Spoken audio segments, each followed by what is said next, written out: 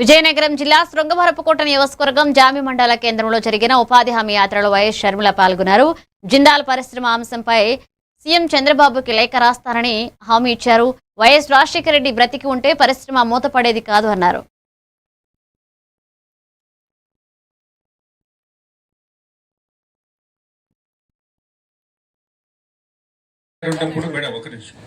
రాజశేఖర రెడ్డి గారు ఉన్నప్పుడు అన్ని జిల్లాల్లో కూడా రైతులు ఇదే విధంగా ఫ్యాక్టరీలు వస్తాయని చెప్పి అప్పటి నమ్మకంతో నెల్లూరు జిల్లాలో కూడా ఇదే సమస్య 3000 ఎకరాలు ఇఫ్కో సెన్స్ అని చెప్పి తీసుకున్నారు.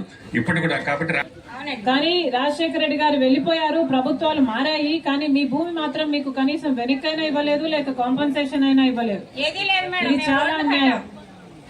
మేము రోడ్డు మీద పడ్డాం మేడం. ఈ వాటికి మేము 9 నెలలు బట్టి రోడ్ల పాలుంటే పోలీసులు ఒక్కాసి మాకు ఏ అండా లేకుంటే ఎవ్వరూ మనకంత లేరు మేడం. ఎంతమంది కలెక్టరేట్ కి ఎన్నిసార్లు వెళ్ళాము మేడం, ఎవరు పట్టించుకోలేదు. ఏదైతే వాళ్ళ భూములు వాళ్ళకి వెనక్కైనా ఇవ్వాలి, లేకపోతే కాంపన్సేషన్ అయినా ఇవ్వాలి. ఈ మూడిట్లో ఏదీ చేయకుండా ఇలా మిమ్మల్ని సతాయించడం చాలా అన్యాయం. ఈ రోజు వరకు కూడా మా డిసిసి చెప్తున్నారు దాన్ని ముక్కలుగా చేసి వేరే వాళ్ళకి ఇచ్చేస్తున్నారు అని. మేడం చాలా అన్యాయం మేడం. ఆ సార్లు అందరూ మా దగ్గరకు వచ్చారు మేడం. వాళ్ళందరూ వచ్చి మీకు మేము ఉన్నామమ్మా, శర్మిల మేడం ఉన్నారు, మీరేం భయపడవసరం లేదు, మీకు న్యాయం జరుగుద్ది, మీ వెనక మేము ఎక్కడికి రమ్మన్నా వస్తాము, శర్మిల మేడం వస్తారని. ట్రాన్స్ఫర్ ఆఫ్ ల్యాండ్స్ అంటే అసైన్డ్ ల్యాండ్స్ కి ఆ చట్టం ఉపయోగిస్తున్నారు. బైండూర్ పెట్టి